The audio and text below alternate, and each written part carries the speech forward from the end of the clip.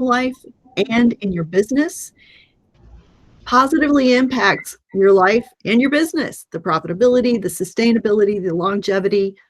Each of those aspects, resilience can be value added. So we're going to talk about the benefits of resilience. We're going to talk about the threats that lack of resilience can result in. And when we talk about those threats, what we're really looking at are things like employee disengagement, burnout, extreme stress, that disconnect between strategy and the results that you're looking for, as well as that loss or that sense of loss of meaningful work with you and your team. Yeah, James, anything you want to add? yeah, you're going to leave this webinar with a value map, a renewed sense of purpose, and a reason that you want to build a strong culture within your organization. All of those things will help you build resilience in your business and in your personal life. So I'm Wendy Dickinson, and I have had a number of experiences that I've weaved together to create a business coaching practice. First of all, my husband and I had a business we built with another couple, and we had the two goals when we started it was to build the business, to sell it, and then to walk away friends. And not only were we able to do those two things, we were also able to sell to our target acquirers. So it can be done. And I've also been trained as a therapist. So I've married those skills as well as growing up in a family of makers where we had some really poor business people. And so that's what's brought me here today. I'm the founder of Ascend Coaching Solutions. Yep. And my name is James Bryant. I'm the founder and CEO of Better You for You LLC, a boutique leadership training and peak performance coaching firm, and really serving key executives and business owners. I'm really passionate about equipping business owners with the tools that will help them run their business so that their business does not run their life. I've spent the past 20 years helping key executives and others, both in the public and private sector, solve the work-life balance dilemma. And I really think that the absolutely most selfish thing that you can do as a business owner is not to take care of yourself. Because if you don't take care of yourself, you're not going to be there for your business and you're not going to be there for your family. So I'm really excited and glad that you've decided to join us here today. So let's take a look at resilience and building resilience as a process. It's not a one-off. It's something that you engage in every day. And so I think that, or I believe that the pandemic offers us a great example of how it's a crisis. It's a crisis on a macro level. It's a crisis on a micro level, but it also has a progression. There's a timeline. So we had the initial in crisis, those first 8, 10, 12 weeks where we realized things were really different. We were going to live differently for a good while. Well, in that particular time, for a lot of business owners, debt was increasing, their uncertainty was increasing. Some of them had to close their doors. At the same time, they were so energized, right? Because that fear, that need to take action. Well, then the pandemic went into what we call a kind of a transition stage. And what the research shows us is that a lot of companies during that transition phase, their people kind of regressed. They came off of that high of high energy and fear and need to act to low energy, low motivation, sometimes disengagement. It was hard to be enthusiastic, right? Because again, we had no idea when things were going to end. And then a number of businesses who were able to survive entered that recovery phase. What we're suggesting is that resilience, as well as adaptability and preparedness, can help you and your business face whatever happens in the future. And today we're looking at the pandemic because, again, we're still in that recovery phase. But we believe we can curate the learning from that process. So, James, people have had a really tough year, haven't they? Year and a half. Yeah. What I would say is it's been a tough year and a half, right? So, and this past year has brought a lot of change, a lot of unexpected change, a lot of change that probably prior to this year, it would be hard to even fathom that these things were actually going to happen. And when you're going through the process and you're going through that change, sometimes you get lost in where you are and you may forget why you're here. So we really want to make sure that you can give some thought to remembering why you are here. Start thinking about this past year as something that has continued to harden you, continue to prepare you, continue to help you build resilience. And you're building that resilience by remembering why you're here, who you are, what you are here to do, and how you want to deliver that product or service so that you can absolutely, unequivocally be profitable, because you have to be able to continue to make a profit, continue to be profitable in order to stay in business, in order to make the impact on your workers, to make the impact in your own life, but also to make an impact in your community, in the greater world. So that's kind of where, so when we think about where your business is at today, in crisis, in transition, or in recovery, I'm assuming, now, Wendy, I'm assuming that if you're here today, you have been in that crisis, you may be continuing to go through that transition or toward the end of that transition, but you're absolutely on your road to being in recovery. What do you think, Wendy? I agree. And I hope that what we can do today, James, is to help the owners who are here today, as well as those who are watching this in the future, again, capture that learning, capture the things that they did well during that time, capture the things that they want to carry forth into the future, let go of that stuff that didn't serve them during the pandemic, and maybe didn't serve them even before then. So we encourage you, go back and take a look at developing your personal compass, right? That can help you so often as a business owner, but also in your personal life. But as a business owner, it can help you make those decisions around what are you going to keep? What are you going to continue to do? What are you going to stop doing? Maybe I'm thinking of some local restaurants who have dialed back on curbside service. Now that things are starting to open up again here in Virginia. I talked with another business owner yesterday who one of the things that they had chosen to do was to make home deliveries, where they're going to stop doing that. So some things served you during the pandemic and it made a lot of sense then, and it doesn't anymore. So what we want to encourage you to do today is let's dive into building resilience. And we're going to, as James mentioned, have you walk away with a value stream map that we think is going to be value added when you're trying to decide what you're going to continue and what you're going to let go. Yep. So let's go through and think about resilience, right? So, what is resilience? To me, I think it's the capacity to recover quickly from difficulties and toughness. From an engineering perspective, it's elasticity. You're able to give and take and continue to be resilient and continue to move forward. How would you define it, Wendy? Well, I agree with that definition. And I guess I want to also extend it to what do resilient people look like?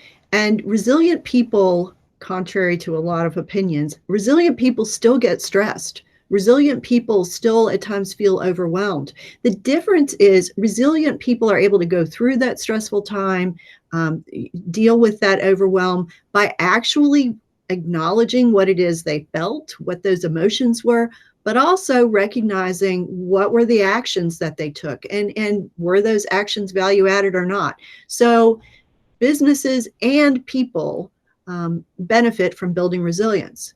So James, anything else you want to add? Yeah, I was going to say you're absolutely right. People and businesses, need resilience, and part of that resilience is working through whatever the hardship, working through the situation, working through what you're going through right now.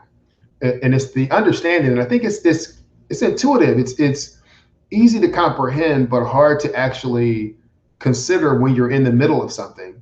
Is that your past circumstances has prepared you for who you are today. It's prepared your business for the what your business is doing today. And those things that you're able to overcome today, right now, over the past 6 months, it's going to prepare you for tomorrow's challenges. And that's part of the benefit of building in resiliency, building in this ability to adapt and to change, is that as you are working those adaptation and changing muscles, you're getting stronger and you're getting prepared for a future that you may not be able to see right now, but you can absolutely be assured that what you're going through now is preparing you for that future. And some of us may ask ourselves, what does a resilient business look like? Well, James, I love that term that you used earlier in the definition around elasticity. So I think for a business, the business has to be able to expand and contract, to change, whether it's organizational structure, whether it is what the mission and purpose is, or delivery of product or service. There are changes or pivots that business owners can make. And again, it's in response to what's happening in the business landscape. And then if they need to change again, once the business landscape change, they're willing to do that. Again, it's that elasticity, that willing to change, that willing to respond, as opposed to react to whatever they see in the business landscape. Yeah, and one of the things I would add to that, Wendy, is that, and we've talked about this in all three of the webinars, in which is those things that impact you in your business are going to impact you in your personal life. Those things that impact you in your personal life are going to impact you in your business. So when we talk about building resilience, we have to talk about both, right? We have to talk about how do we become resilient people, and how do we structure our businesses and build our businesses to be resilient businesses. It is the maybe different steps for both, but it's really the same goal, because you want to be resilient all the way around. I've mentioned to you guys before about my client, Debbie Floyd with Dances with Wool.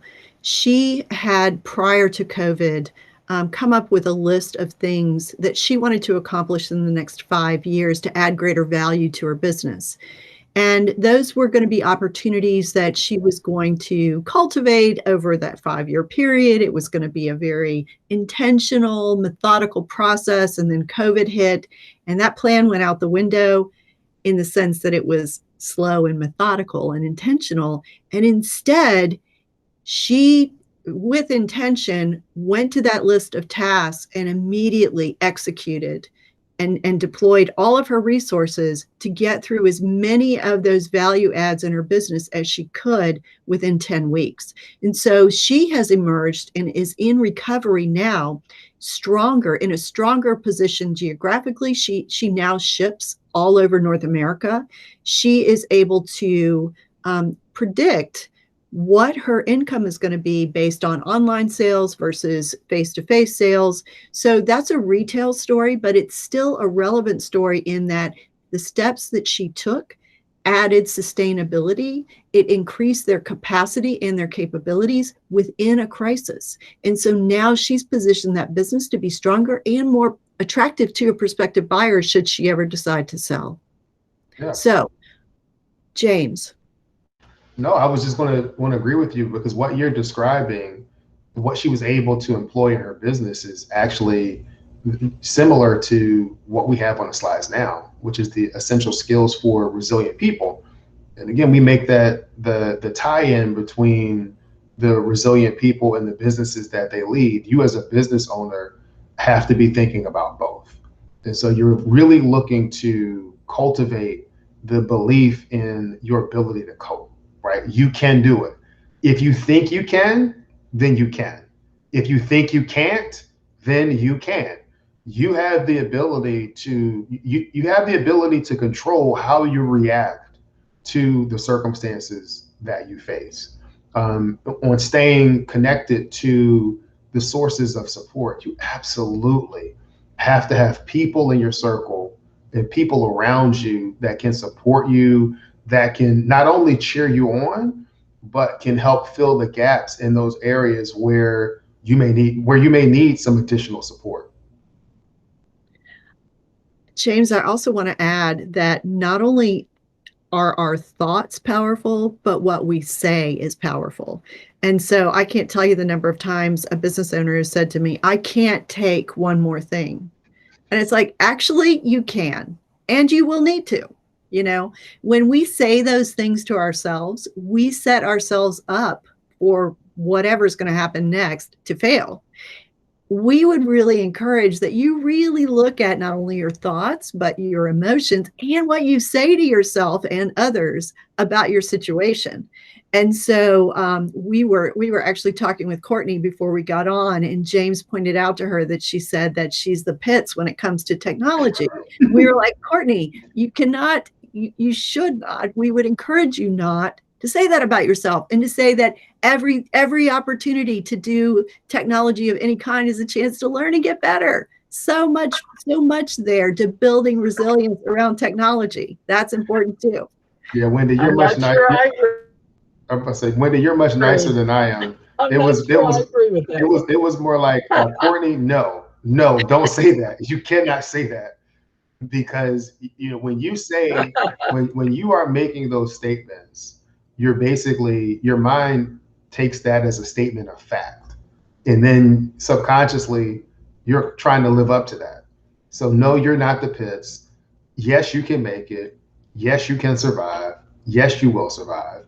And having yourself surrounded with people that can encourage you, that can help you, that can support you, that are striving, that they want you to win, and they want to win as well, is so important when you're talking about skills for resiliency and moving forward. And if you don't leave here with anything else, one, I want you to be encouraged, but two, I want you to know that we want to give you the tools so that you can build resiliency into your business and into your life. Again, it's not business or life. It's not just business. It's not life, but it's the intersection of business and life, because that's actually where you live and where you exist. One of the things that I noticed with some of my clients, when the pandemic first started and that crisis mode was acute, was with that high energy and that drive to act, there were as many people who had high energy but were frozen. And so their energy didn't really have an outlet. Yeah. And so I put it that way because I want you to know, again, this is a process. Building resilience, yes, part of it is expanding your adaptability. Part of it is being prepared so that then you have a plan you can grab, and then you can revise and edit the plan depending on what's going on in the landscape that you see in front of you. But part of it is knowing that you can do this, knowing that you and your team and your business can survive. You've done it before. You've done what you had to do. Going back to James's word, you allowed your business to expand, contract. You had that elasticity that allowed you to respond to what was going on in the business landscape. So we think that's incredibly important for you to cultivate that. You're absolutely correct. It is important. Again, not only personally, but from a business perspective. And so, Wendy, let's talk a little bit more about building resilience into your business. What are some of the critical steps or areas that we would encourage business owners to take? Well, I know for some of my clients right now, it was like, where do we start? Right. And so for a number of them, the place to start was the customer experience. So I have some clients who are in that construction industry, kind of Saber, sort of like you are. They're more on not so much a government contractor, but they're private. But anyway, they are working towards looking at what that customer experience is like from the time the bid is submitted and accepted to the time they have installation, right? And so they're looking now for what are the inefficiencies there? What are the ways that they can make it easier for customers to buy from them? Such a huge opportunity, I believe, for them to uncover ways to save costs, labor, materials, waste, to eliminate some of those things or reduce them so that they have greater profitability in every job that they do. And I will also mention in that one of my clients discovered when they went back and did a project analysis over the last few years, that 25% of the work that they have accepted in the last 2 years has not been profitable. They have purely accepted that work to help them with cash flow. And so that needs to be a conscious decision, not something that just happens below the radar. Yeah, absolutely true. Because if you continue to do things that are unprofitable and you're not aware, then it will continue to put you on this hamster wheel where you're running and you're going faster, you're working harder, but in terms of your profitability, you're losing money and you're losing money. And then you begin to lose steam, you begin to lose heart in a sense because you're looking and the numbers aren't lining up to where you want it to line up. And so it's really important, and we've talked about this in the past, to know your numbers, understand what kind of profit you're making on the different activity lines that you have. You have to be able to do that to be able to determine whether you do more of this activity or less of this activity. And as Wendy said, there may be some decisions that you make for cash flow purposes to keep your folks moving, to keep things employed. That's fine, but you can't run your whole business on from that point of view, or you won't have a business. And the other thing I would say about customer experience, that customer experience really is from the first time that a customer is exposed to your brand to after you have installed whatever you're going to install. After you have done it, they've paid you, that customer experience continues to happen after you've finished your work because you're continuing to nurture that experience because you want them to refer other people to you. You want them to be able to say, they did a great job on my project. And yes, I would recommend them from, as a customer, whether you're talking about something in the private sector or a public sector bid where they're asking you, can they get a letter of recommendation from one of your past clients? So that customer experience is every place throughout that entire customer journey that you have to be conscious of and have to make sure you are absolutely delivering an excellent customer experience. One of the other things that we have here on this list is reshaping your workplace culture to really embrace change and understanding that change is your ally. Change is going to happen. Whether you like it or not, change will absolutely happen. And so in order to really take advantage of that, you have to look at change as your ally and not something to fear, not something to fight against, not something to resist, but something to flow with. And as you begin to reshape your workplace culture that embraces change, you will also unleash creativity within your workforce because then they're no longer resistant or scared about, oh, things are changing, things are going to be different. They will see the new thing as a great challenge that they're ready to and able to step up and actually accept that challenge. James, I think those are some great points. And I want to encourage our listeners to take a look at what your organizational structure looks like. So our last 18 months or so, we've not only dealt with the pandemic, a health crisis, but we've had a racial crisis, we've had an economic crisis, we have ongoing environmental crises. And so looking at, as James mentioned, change as your ally, change as the opportunity to bring out the best, not only in yourself, if you're taking care of yourself and building resilience in yourself, but also for your business and for the customers that you're and clients that you're serving, can be exponentially profitable. The client that I mentioned earlier, Debbie Floyd with Dances with Wool, she has a very flat structure organizationally. And so when she went about going down that list of tasks to get those things done in 10 weeks, she didn't do it by herself. Her entire team stepped up to help her. So she had created this ecosystem within her culture where everybody was, number one, psychologically safe, And research is showing that that's incredibly important to not only invite people in to hear their different experiences and viewpoints, but also so that they feel comfortable learning something new, trying something new, even if it doesn't work out, even if they make a mistake. And then being willing to contribute that new knowledge, those new experiences to the group as a whole. And then for the group as a whole, feeling comfortable enough, safe enough with each other where they can then challenge the status quo. And so you as the leader, you as the business owner have the opportunity to create that kind of ecosystem where you then have people who are ready for change. They are actively building their resilience as people, but as also part of your team and your business. And they are going to model that in a lot of ways for your customers and clients. So I feel like this is an opportunity for you to kind of give your leadership plans, your leadership development, kind of a factory reset and then a refresh, if you will. What do Yeah, you think? and that refresh and reset is a key component for continuously reigniting your workforce. It starts at the top. You have to have the leaders on board within your organization. They have to be able to buy into it, to be able to understand that you're designing each job, each person, each duty, each task to be part of meaningful work.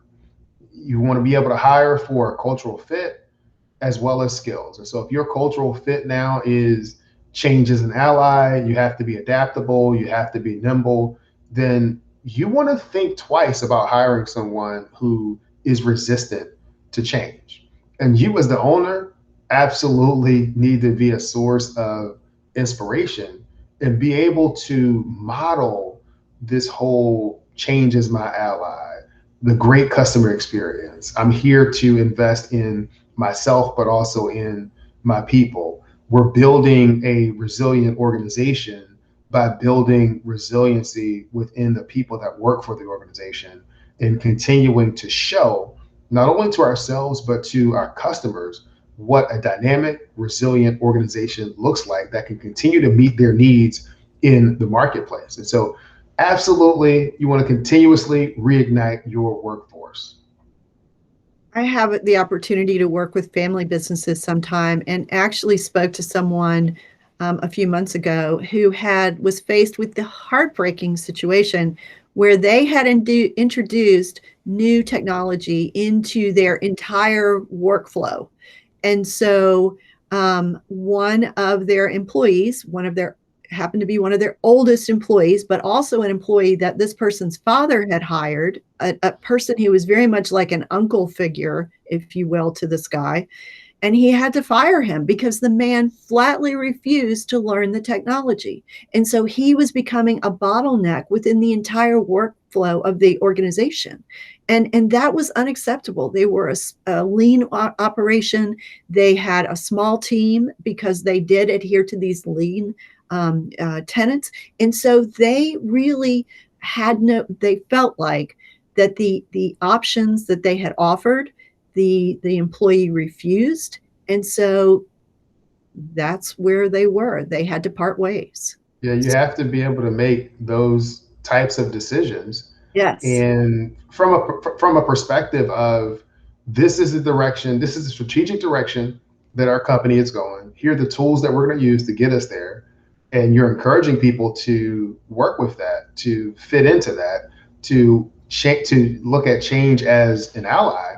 But sometimes we are absolutely faced with those hard decisions. So one of the things I wanted to explore, Wendy, is in terms of looking at why this matters. When we start talking about resiliency, whether it's personal or business, but particularly in the business, what are some of the benefits that a business owner will get if they look for and build resiliency into their operations?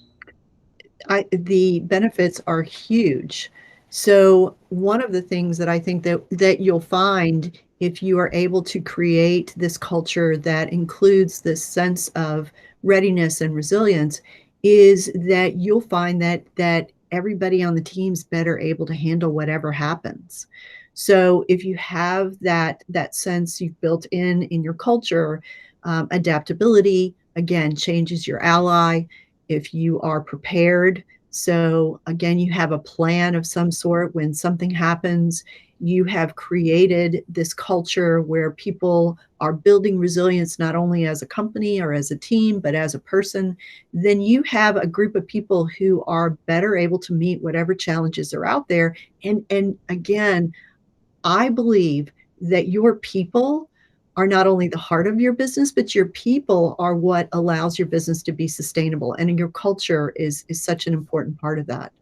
And as James. you're yeah, and as you're building that, resilience in your business, what you'll see is that burnout and absenteeism are going to be reduced. People are going to be excited about coming to work. They're going to feel that they are part of something. They're part of something that's moving, that's dynamic, that is changing, that's stepping up to the challenge. And so what does that do? That increases your business's ability to compete. When you have workers that are engaged and they're looking for ways to continue to build that resiliency, they're looking for ways to continue to help add to the bottom line, you will absolutely be able to compete from a productivity perspective, from a customer experience perspective. You will absolutely be there. You'll also find that the employees are open to upskilling. So that means that they see your organization, you're preparing them for change. If you want them to learn a new skill and they can see where it fits into the overall dynamic, the overall growth trajectory of the company, then they'll look at upskilling and development as part of what they do, and you'll see a greater willingness of people to take those steps to learn, to push themselves, to continue to improve their skills when you have resilience built into your workforce. Yeah, resilience allows people to create that psychological safety where they are able to be fully present in the moment. And that's what you need when there's a crisis going on, right? You need, number one, they need you as a leader. But if you as a leader have built your own resilience, and you as a leader have created the space or the culture where your people are resilient, then your company is resilient because you have that greater adaptability and you have that scenario plan all set that you can grab onto and then take off from there. Then people don't worry so much about failure. They have their expectations are that you're all in this together. It's a shared experience, and that it's really important for everybody to communicate, for everybody to contribute so that the company is able to survive and, in many cases, thrive. Yep, that's absolutely correct. There's a willingness for more open communication, a willingness to see things from the perspective of what do we need to grow? What do we need to continue to move forward? So, let's take another look at just when we start thinking about, profit and resilience. And so, Wendy, what are your thoughts on building resilience in the midst of the issues that we face, within the pandemic? You had the crisis, there was a transition, and now a lot of businesses, not all, but a lot of businesses are well on their way to being into recovery. James, one of the things that I'd like for us to just, we don't have but so much time today, but to at least to acknowledge is that profit does not equal resilience. And resilience does not necessarily equal profitability. You've got to have not only your people and your culture and your own leadership tenets. So again, that personal compass that you bring out, and a company compass even, but you also have to have the strategies that are aligned with your vision and values and your mission and purpose and your goals. And those strategies require different talents, different attributes, if you will. And that's where we get into talent optimization, where you're fitting your people into the culture that is aligned with your strategies. And that's how you get to the results that you want. That's how you get to the profitability. So we've suggested, and we introduced this tool to you last time, that there's the pivot and pitfalls process. So today, with building resilience, one of the uses for that tool is to really take a look at what you can carry forward into the future. What's profitable? What's not? What's inefficient? What are ways you can make it more efficient? What are ways that you can diversify your supply chain or change up your organizational structure so that you're able to maybe release a logjam somewhere along the line as far as your logistics are concerned. So determine which of those things you want to hold on to, that you want to either improve and carry into the future for an indefinite period of time, or which of those things where that, yeah, the idea is good, but currently it needs some additional revisions. So you're going to do that, or what are you going to stop entirely? And so, James, that's where I think we really need to hit home that this building of resilience is a process. Yes, it is a process. And, one of the things that we have listed in terms of potentially building resilience within your business and your team is know your numbers. And you can't make the decisions on profitability if you don't know your numbers. But a lot of the indicators that we use are lag indicators. We look back on the last quarter, on the past month to see where our expenses fell, where did we drive revenue. And so we advocate for building yourself a dashboard where it can look at the metrics that are not just the lag indicators, but lead indicators, those things that are driving the revenue in your business. So, it could be the number of sales calls that your team is making per day. You may be able to correlate, given the current situation that you're in, that when your salespeople are making 15 calls a day, it is generally leading to driving this amount of revenue. So it may not be a direct indication, but it's something that you can use. And so you want to start looking at those things that you can control, the inputs, the things that can be lead indicators that will drive your revenue. And part of that also is just really taking time to do a SWOT analysis. Taking some time to look at SWOT, your strengths, weaknesses, and your opportunities. And so I think we're going to talk about that part next. Yeah. Yep. James, I really believe it's time for our owners to do a SWOT analysis if they haven't done one this year. It's that time to really figure out externally and internally as a business where there are opportunities, where there are possible um, uh, revenue generation opportunities, as well as where are the threats. I mean, technology has changed so quickly during the pandemic. And so there are other kind of factors happening in the business landscape that it may be time for your business to respond to. So a SWOT analysis allows you as a business owner to lead your team into considering what's next for you. What are the next opportunities? What are the next disruptions coming down the pike? So where do you need to look?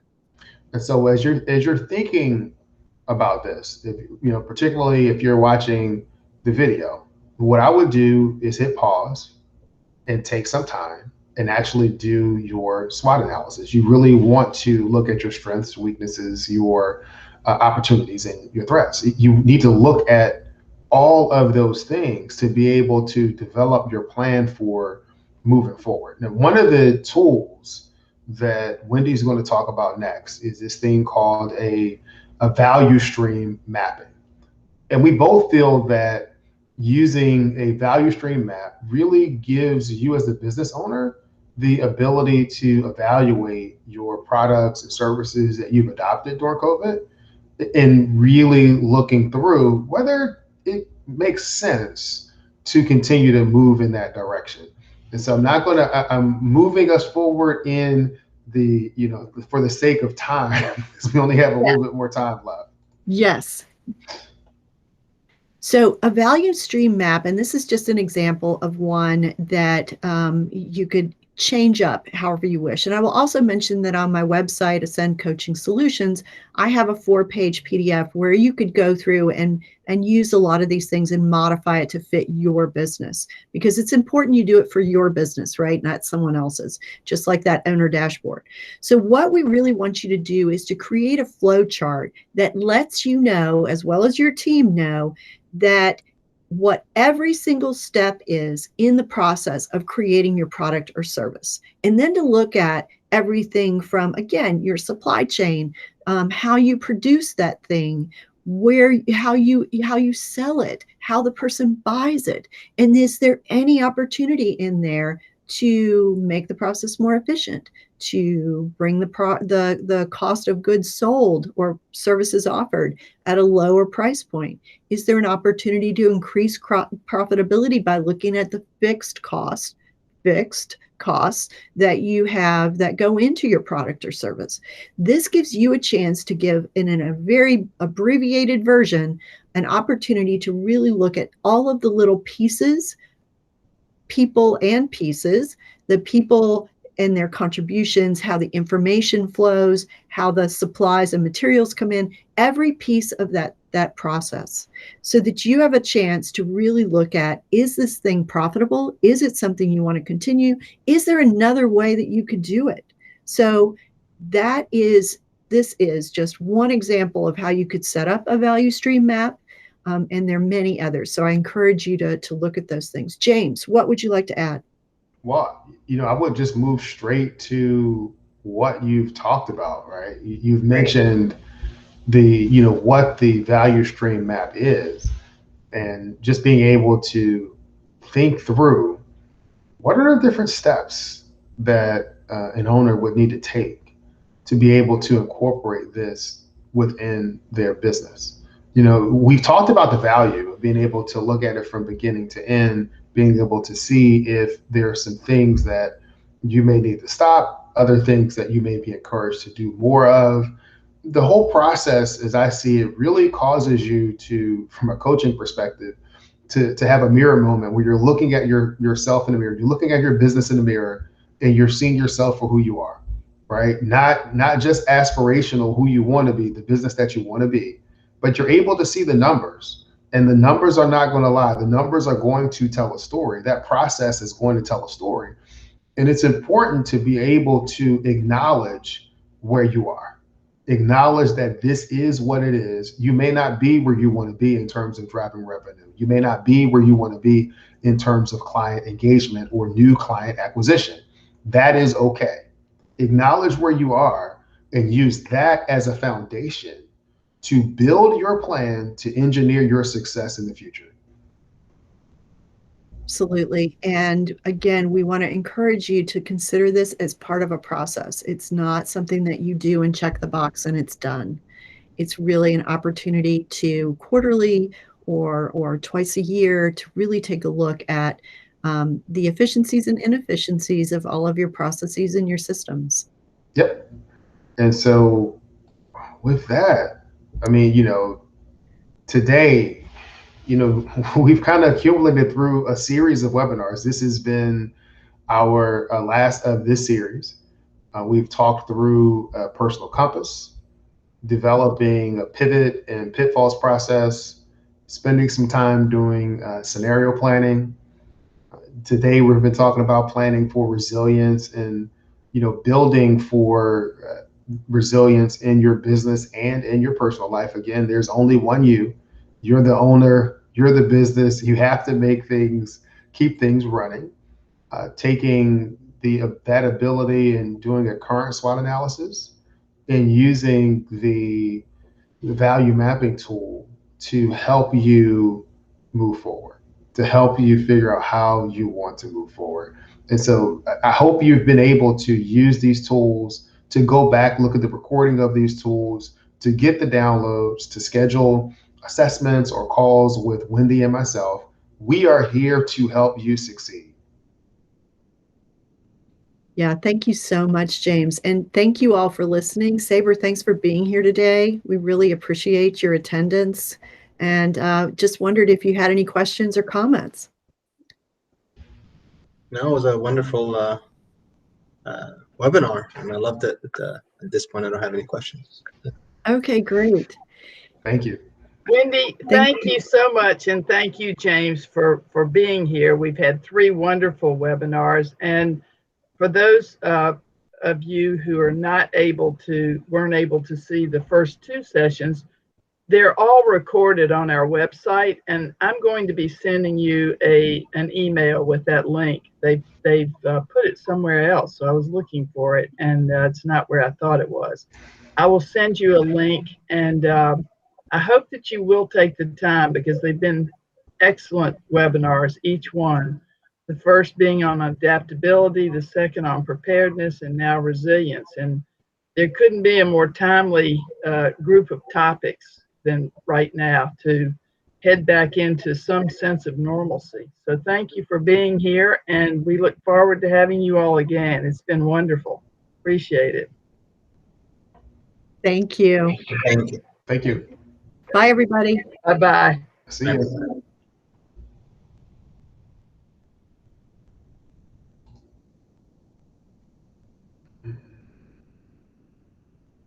All right. James? Okay, so we've stopped recording. Thank you all so much. It really was an excellent, I don't understand why 15 people register and then they don't show up. Doesn't matter. Does not It's matter. amazing. Well, it does to me, but I'm learning your philosophy. I need, as I say, to have 10 sessions with you, James. Yeah, a lot of that doesn't. Again. It doesn't really matter. What matters is that we're able to reach the people who show up, even if it's one person. If we can make a difference in that person, that makes a difference. Well, I'm so thrilled to have the record. I'm going to promote that highly, especially in this day and time. But I want to work with you all again, and I hope to have a better audience online. Okay? We will figure it out. Thank you so much. Be here. All right. See you later, Have Courtney. a good Memorial Day. You too. Bye-bye. Bye.